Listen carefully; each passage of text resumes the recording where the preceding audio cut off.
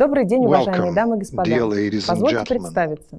Меня Allow me зовут to Дарья introduce Малюга, myself. исполнительный My директор name Best is Logistics ITE. Darya Мы Malyuga, являемся старейшим транспортным Executive предприятием Director Советского of Best Союза и Logistics России. ITE В прошлом году нам Moscow. исполнилось 80 лет. We are the oldest transport company of the USSR and Russia. Внутрироссийский We turned 80 years old last year.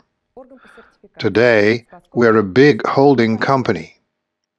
Best Logistics ITE Group comprises an international carrier, a customs broker, a certification agency, an importer, a warehouse complex, and also legal, accounting, consultancy, and IT companies.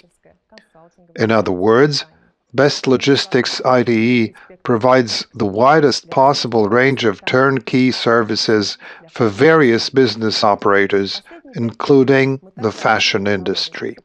In the past 5 years, we have also been active in holding conferences, forums, seminars, and webinars for foreign suppliers and for Russian wholesalers and retailers, explaining the new requirements of the Russian law.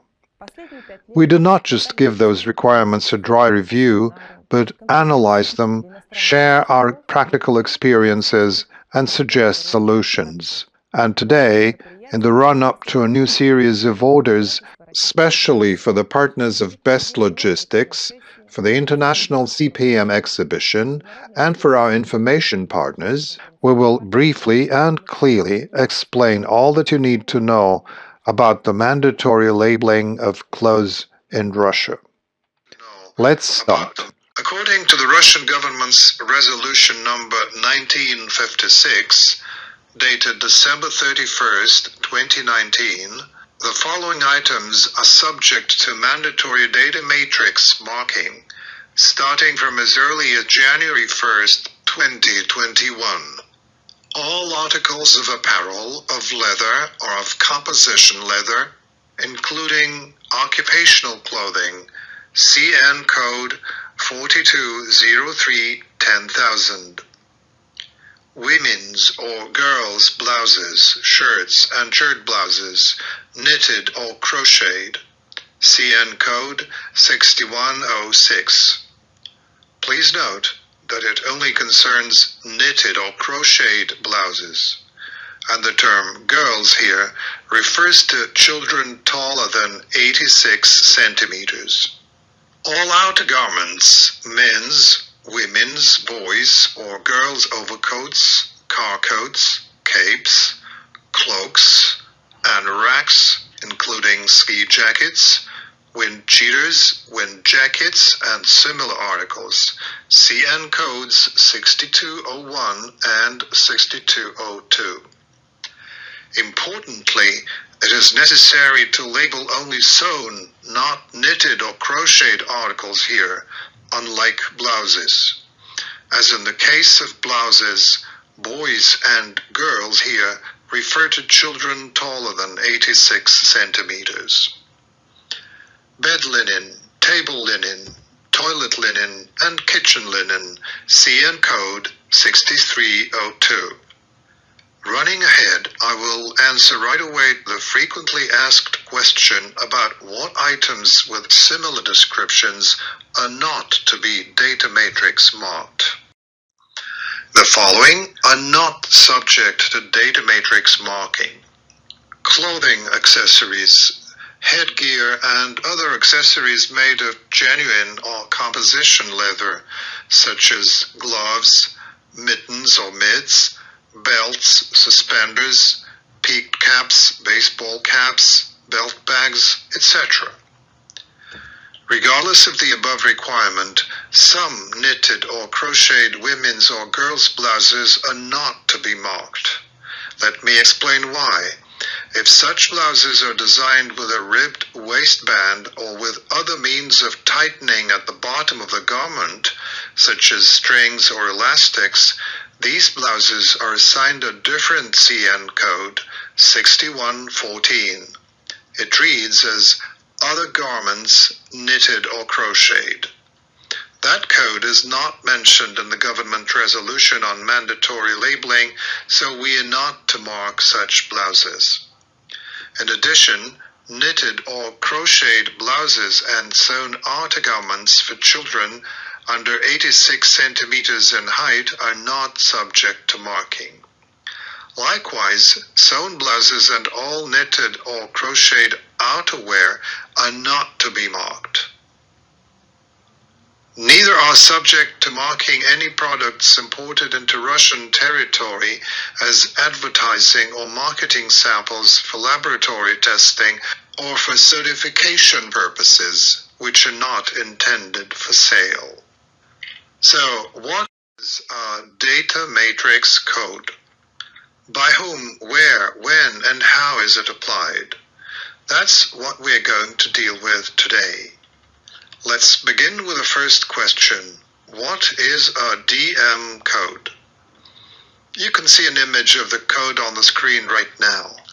A data matrix code consists of more than 120 characters. The selected part of those characters on the screen is the unique product identifier. It is this set of symbols that makes each product item unique. It is what is specified in the customs declaration for import into Russia. The rest of the code is for verification purposes and serves to convert the code into a graphic image.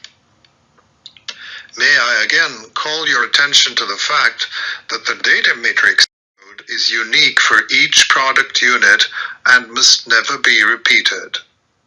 Even products with the same GTIN, such as 2 jackets of the same design with the same article number, both red and both size 50, will each have their own unique data matrix code. Now, let's answer this question. Who gets the DM code? It is exclusively the importer's duty to obtain DM codes for imported goods. The importer can be your subsidiary or your official distributor in Russia, your logistics operator, or each of your Russian customers separately. The importer is the Russian buyer of your product, acting pursuant to the foreign trade contract it has made with you. Hence, we make one simple conclusion. Before labeling your products, you must take care to enter into a foreign trade contract with one or more importers, unless you already have such a contract. If you do not wish to have foreign trade contracts with Russian companies, the alternative way to legally trade with Russia is to sell your products to a European intermediary company which will act as your exporter. That European company will resell your goods on its own behalf to a Russian importer after entering into a foreign trade contract with it. A logistics operator will usually offer its services as a European reseller company. So the answer to the question of who must obtain the codes is the importer only. Let us now ask the second question. Who is to mark your products with DM codes, that is, to actually put the codes on your goods? The law does not specify who is supposed to actually mark imported goods. It does not have to be the importer. It can be the physical manufacturer, that is, the factory where the garments are made, or the legal manufacturer, supplier, exporter. Also, products may be marked by any intermediary, whether a brand distributor, a logistics operator, a labeling company, or the customer importer itself. But the responsibility for marking and for the proper application and correctness of the code data rests with the importer. On the other hand, there's a clear indication of the place where products may be marked. It is required that each product unit should have its DM code marked prior to being imported into Russian territory. prior to being imported means it can be done in any country, that of the physical manufacturer or the legal manufacturer or the intermediary. It can also be marked in Russia, but only before the products are delivered for customs clearing as imports. In other words, in Russia, it is only possible to mark products at a customs warehouse which may be either attached to or detached from the customs post. The choice of the labeling operator and labeling or marking site will affect the cost and speed of the service. Of course, the safest, fastest, and cheapest method is to do the marking at the manufacturing facility warehouse, or at least at the legal manufacturer's or supplier's warehouse. This is what many shoe manufacturers are doing, but most clothing manufacturers do not want to assume that responsibility and shift it onto intermediaries, importers, or logistics operators. Next question is where to apply the DM code. We will answer it briefly with examples. You can see them on the screen. 1. You may integrate the code directly in the legal manufacturer's current sewn-in or swing tag. It is the best, safest, and cheapest option, but it requires some very serious preparation so as to arrange error-free exchange of data between the importers and the company that prints the main label and attaches it to the product. In this case, it's the factory that makes it or the legal manufacturer. 2. Identify an empty area on the manufacturer's label and reserve it specifically for the DM code. The size of that area must be acceptable to the importer and the labeling operator, that is, the company that will actually mark the product. In fact, apart from the code itself, we also recommend that you provide some product information on the label. Most likely, it's the importer or the logistics operator that will do the marking in this case. 3rd, you can attach an additional label to each individual product. But remember, that will increase your labeling costs by the value of such a label. On the other hand, such additional label will have enough space to contain all the product information in the Russian language required for the product to be imported to Russia. Do not forget that your label must comply with the technical regulations of the Customs Union, which require that most of the information should be translated into Russian and correspond to your conformity declarations and certificates, as well as to what the customs broker declares when importing the goods into Russia. Plus, of course, to the information in the Markirovka labeling system that you can read when the DM code is scanned. If you're still unaware of what your label must contain, you can contact us separately using the details we'll give you at the end of the webinar. 4. Let's get back to where the DM code can be placed. We're often asked whether code labels may be affixed to individual product packages. The answer is yes, but only if there is a guarantee that the products will remain in those individual packages on the retailer's shelves.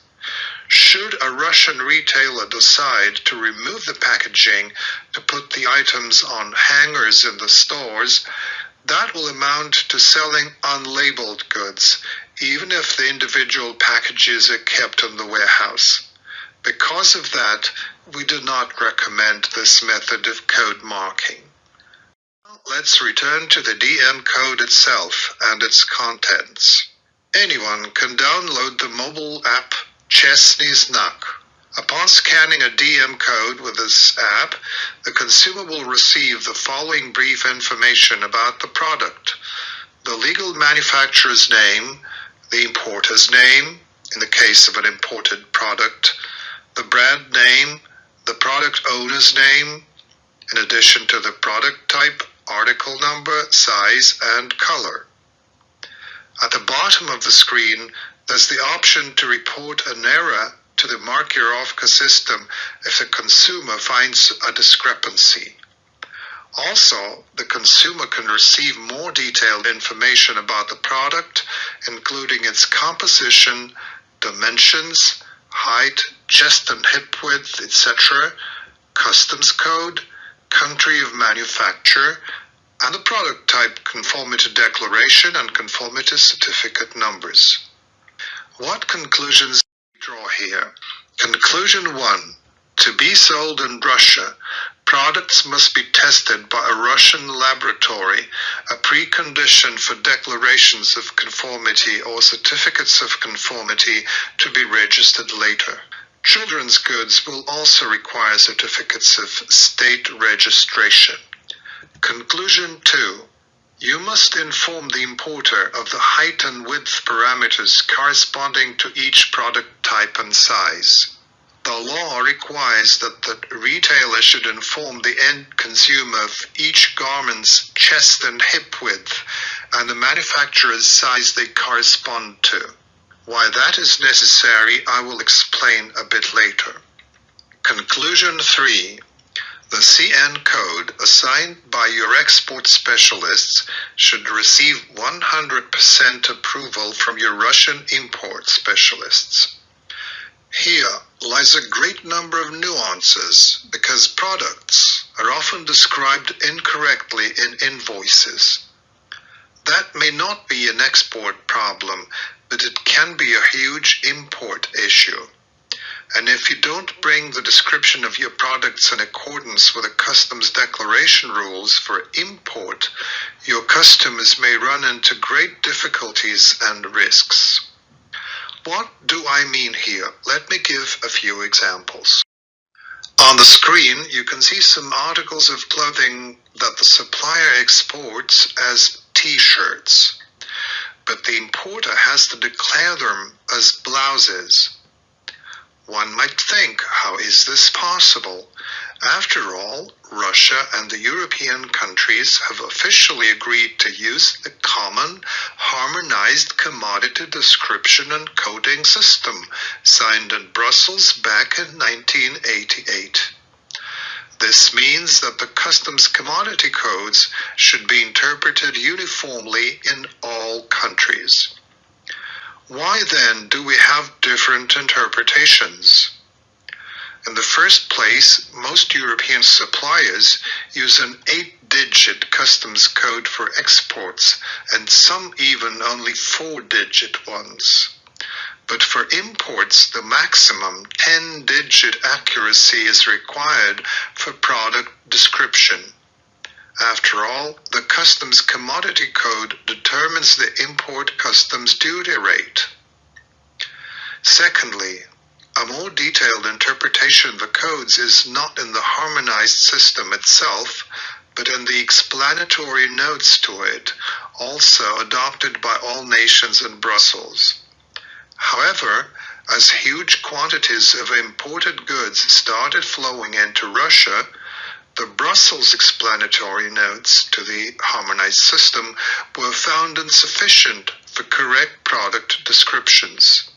Thus, the Russian explanatory notes to the Brussels explanatory notes appeared. According to the Brussels explanatory notes, a product can be called a t-shirt only in the simplest sense of the term, meaning, namely, and I quote with some omissions, lightweight knitted or crocheted garments with long or short close-fitting sleeves, without buttons or other fastenings, without collar, without opening in the neckline, having a close-fitting or lower neckline. These garments may have decoration other than lace in the form of advertising, pictures, or an inscription in words. The bottom of these garments is usually hemmed. Accordingly, as soon as lace is added to a t-shirt, singlet, or vest, it can no longer be considered as a t-shirt or singlet. It is now a blouse, which means it must be marked with a DM code. If the sleeves are not close-fitting or the garment has an opening in the line, it is not a t-shirt either, it's a blouse. As an example from our practice, we constantly have disputes over polo shirts. Some suppliers call them polo t-shirts.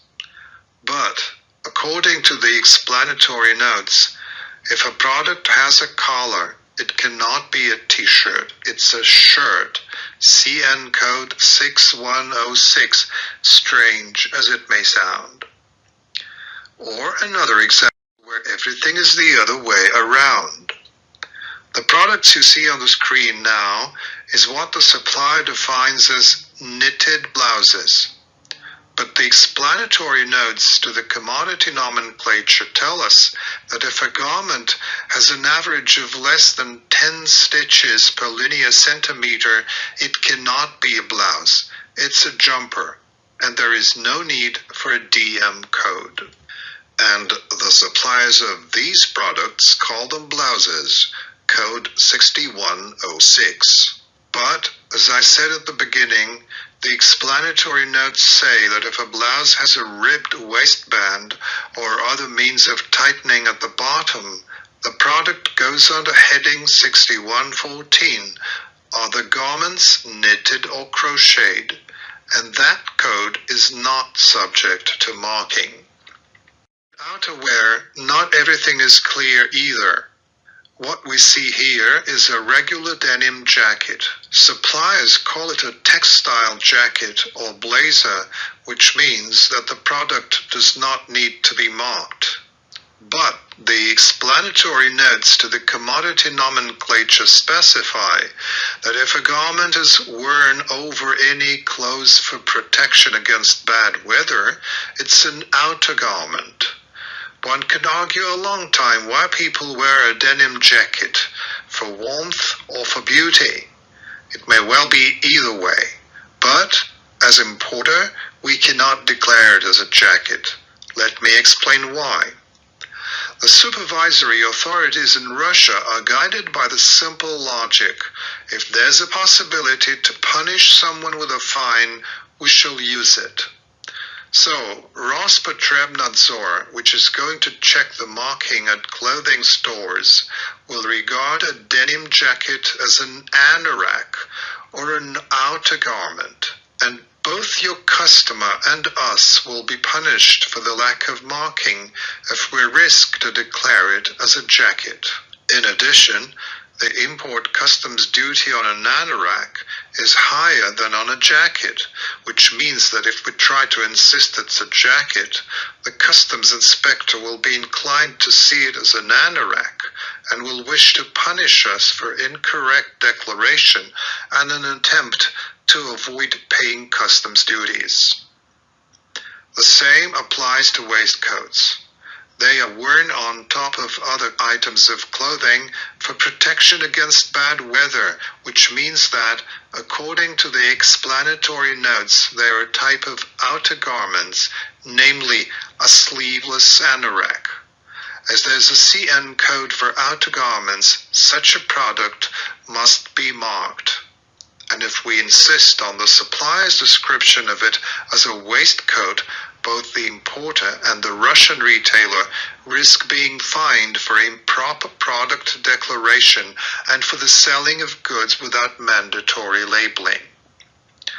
Why have we given these examples? Let us sum it all up.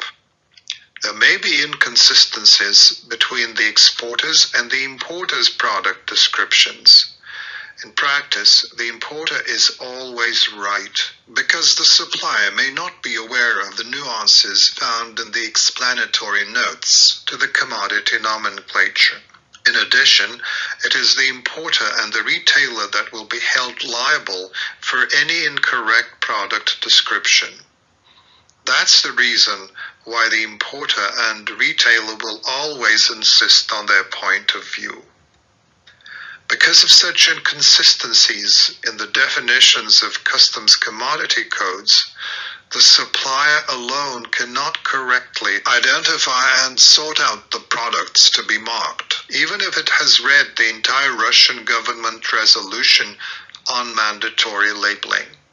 The supplier's product assortment needs to be checked in advance by the importer so the product descriptions are corrected. So we have discussed product description discrepancies and their consequences. Now let me describe the marking process itself in case the supplier refrains from marking its products on its own, but is ready to assist the importer and the labeling operator. So, what would be the ideal type of interaction between the supplier and the importer? In this example, I will consider an arrangement in which the supplier has concluded a foreign trade contract with the importer company of a logistics operator. This importer brings all or part of the supplier's goods to Russia for all or part of its customers. Stage 1. First, the supplier sends the following before the beginning of the season: a description of the season's nomenclature or collection. This is necessary to identify the product articles to be marked.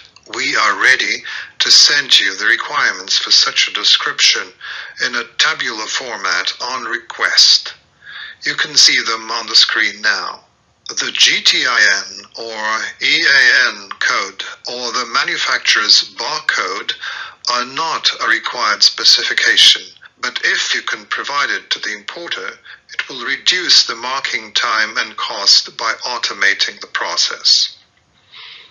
The brand and article number are required specifications. The design and style is not a required specification, but if it's available and varies within the same article number, it must be provided by all means. The name is a required specification. The name is the type of product: jacket, blouse, cape, etc. It must be written on the manufacturer's label in Russian and given in the Declaration of Conformity or the Certificate of Conformity. But the main thing is that it must meet the customs declaration requirements not only as an item of export, but also as an item of import. The manufacturer's size is a required parameter, but as I have said, there is no legally approved table of size correspondences in Russia. In other words, we have no basis for correctly matching the supplier's size with a Russian size. I'll tell you more. There is no scale of Russian sizes at all. Russian sizes exist only as a business custom. Instead of sizes, the legislator requires that the label should specify dimensions. For example, for women's outer garments, it is height, chest width, waist width. These dimensions must also be available to the end user when scanning the DM code, which means that they must be entered into the system before the goods are offered for sale. As the minimal requirement, the suppliers should provide a table of their sizes for all types of their products and indicate which width and height dimensions correspond to each size there. As an example, please look at the screen. This is the sewn-in tag of a French brand in which a table of size dimension correspondences is given for the Chinese market. A color code or symbol is not mandatory, but indication of color in the text format is required. The composition must be specified, and if there are several components, percentages must be shown for each of them. This also applies to the composition of the lining and the filler.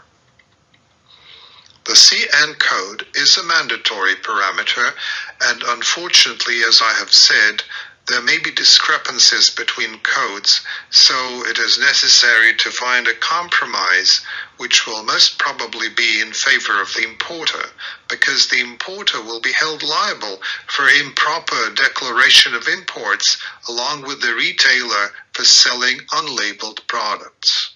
The country of physical manufacture is a mandatory component, And do not forget that it should also be specified in Russian on your label. It is also necessary to specify the sex, gender. It is a required characteristic, and the age group characteristic, child or adult.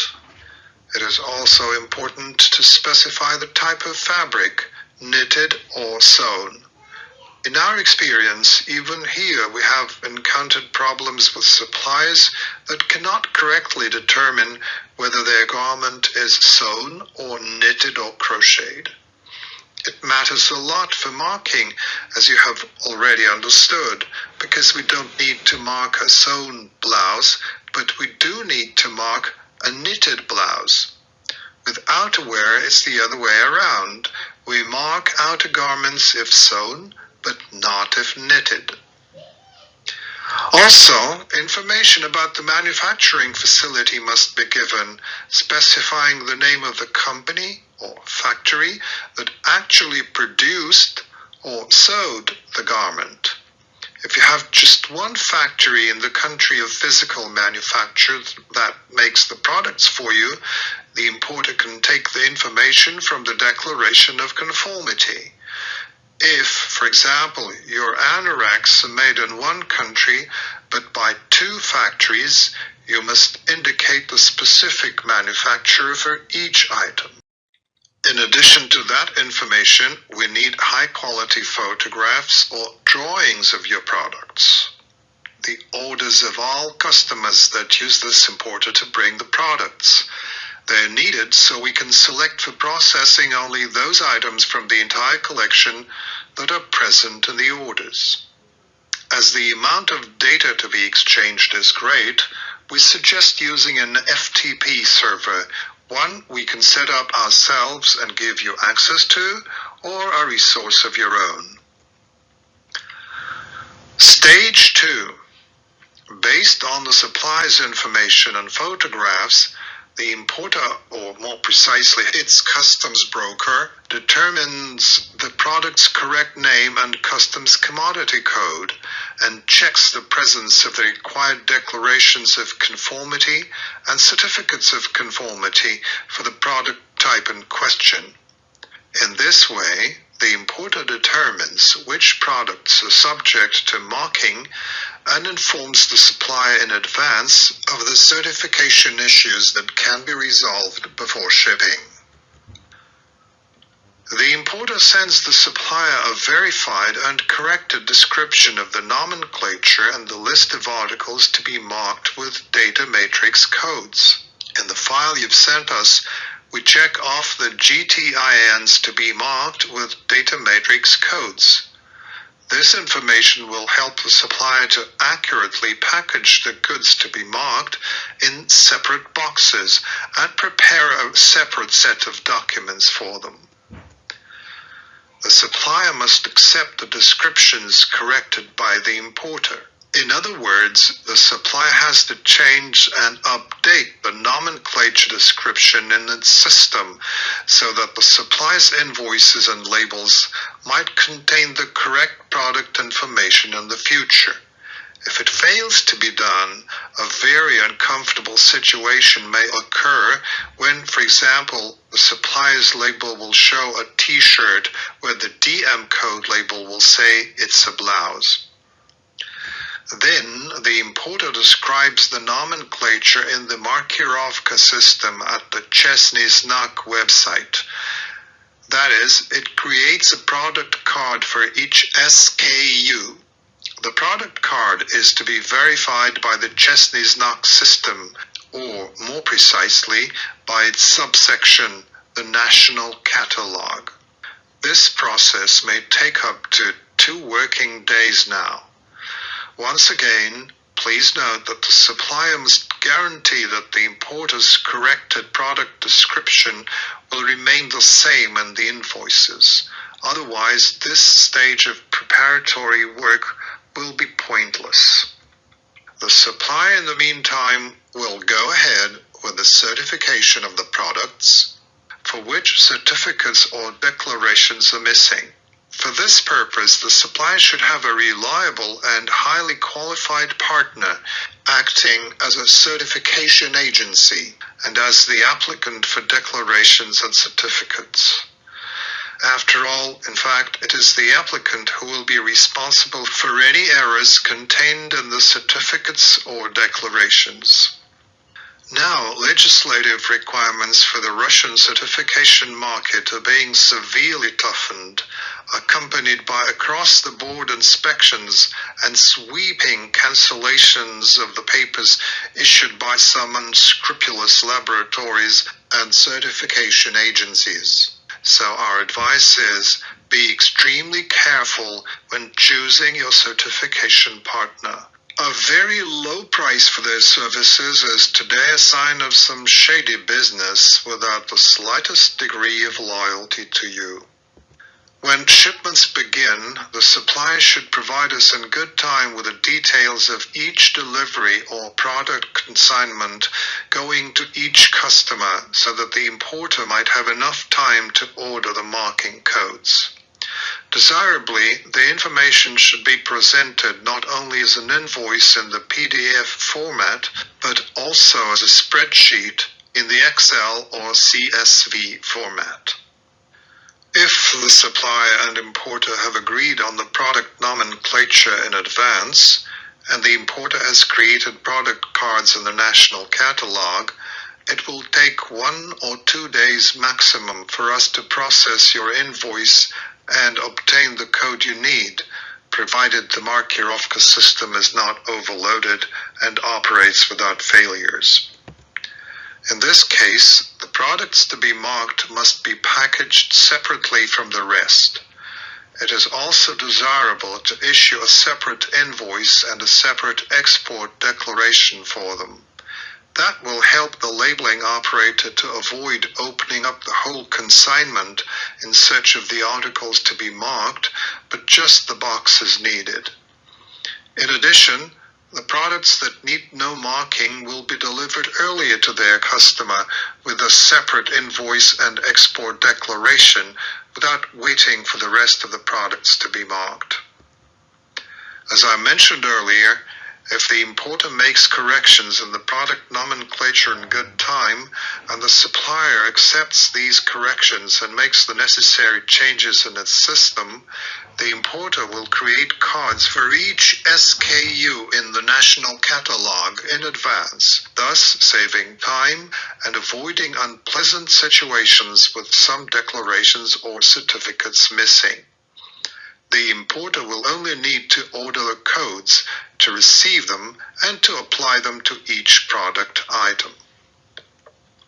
Should the supplier decide to mark its products itself, then, upon accepting the nomenclature, checking the presence of the necessary declarations and certificates of conformity, the same steps 1 through 6 should be taken, following which the importer will order the marking codes according to the customer's orders for the season.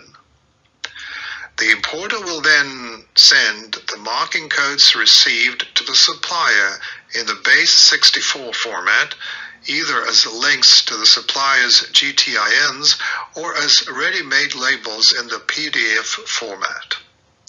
The supplier will mark the products, then scan each data matrix code from the product labels and send the list of all marking codes in the delivery to the importer electronically.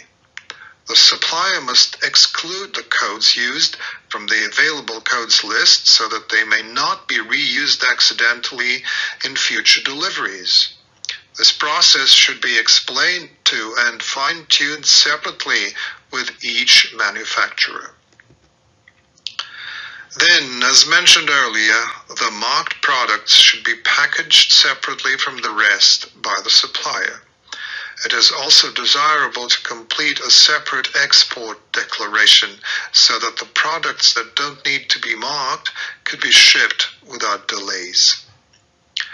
Certainly, if a supplier is unable or unwilling to assist in the marking process, its products can still be marked. But it won't be possible to automate the process, which will make it more labor-intensive, time-consuming, and expensive. And now let me sum up our recommendations for the supplier to take. Check your current declarations of conformity and certificates of conformity. When the deadlines expire, how reliable the applicant is and whether the documents are correct. The risk of a sudden cancellation of any documents must be eliminated. A certification agency can help you with that. If some of the documents are missing or need to be reissued, you should first determine your certification costs. To that end, it is necessary to do the following. A. Contact the certification agency and provide it with full information concerning the products you plan to manufacture. B. In order to correctly determine the scope of testing needed, provide photographs of all the products or invite an expert to inspect their samples at a showroom in Moscow. Once all product requirements and the final costs of certification services have been determined, you need to make a global decision for yourselves, whether to stay in the Russian market or to leave it, in case you're unable to meet all the requirements of the Russian certification law. If the answer is yes, that is, you continue to work with Russia, you need to make a decision on whether you choose a strategic partner in Russia, an importer, or you establish a subsidiary.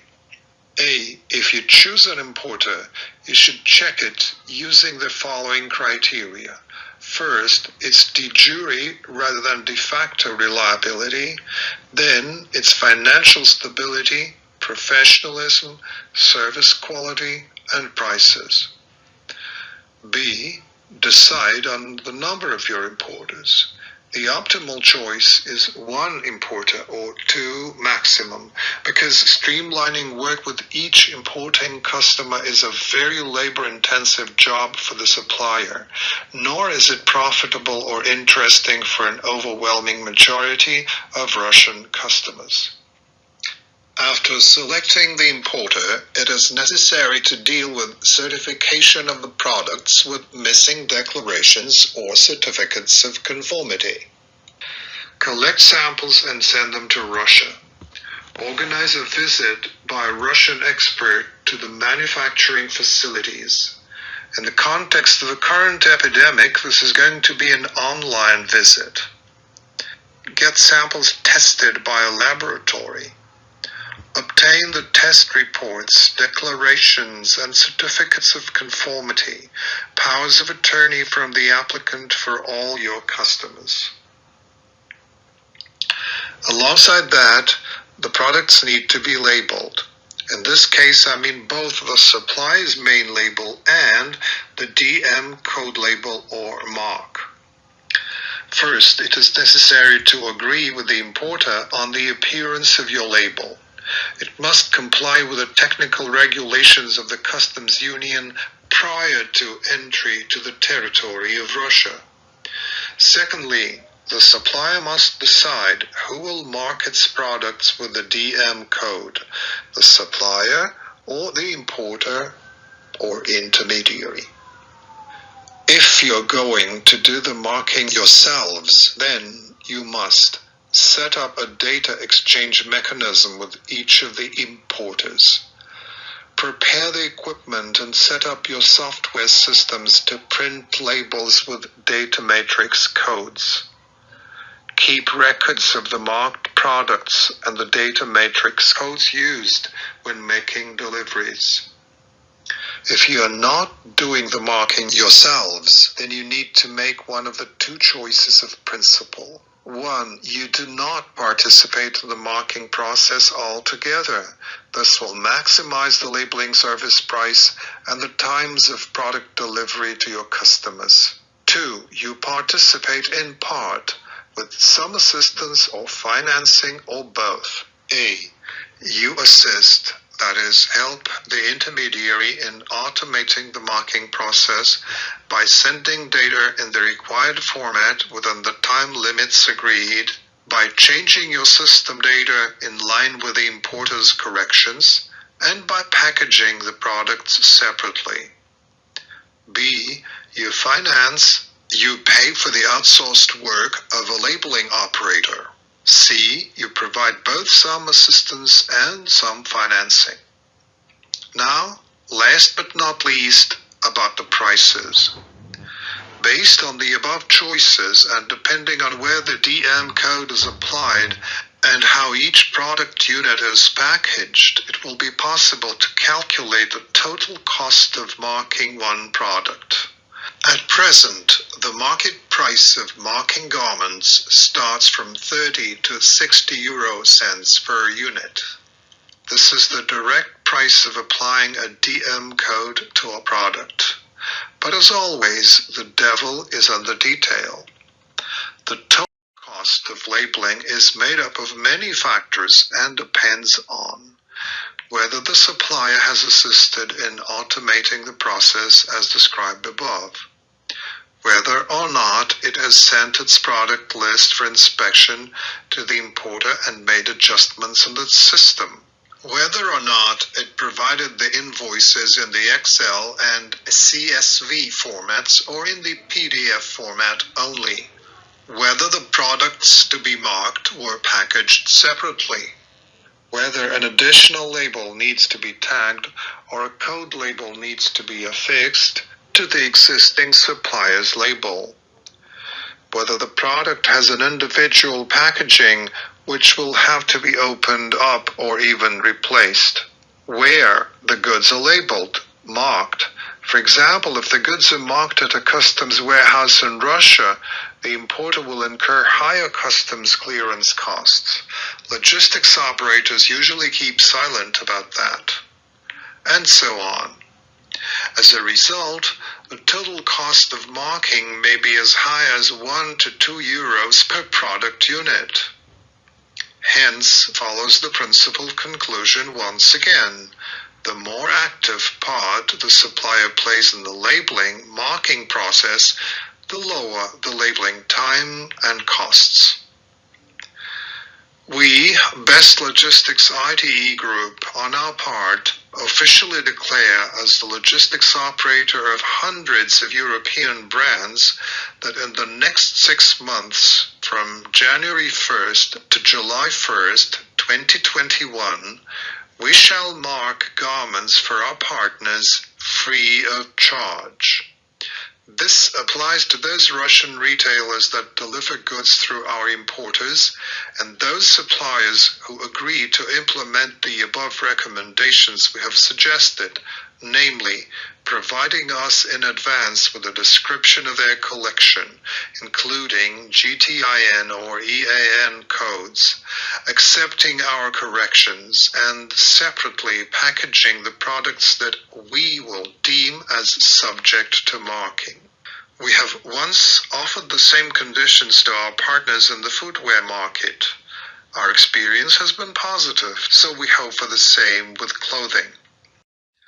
We thank you for your attention and hope that you have found this information useful. If you still have questions, you can write to us at the address given on the screen. We will be happy to advise you on any subject relating to international trade with Russia. We wish you to make the right decisions and to enjoy financial stability and success in your business. We hope to meet with you again. Thank you for your attention.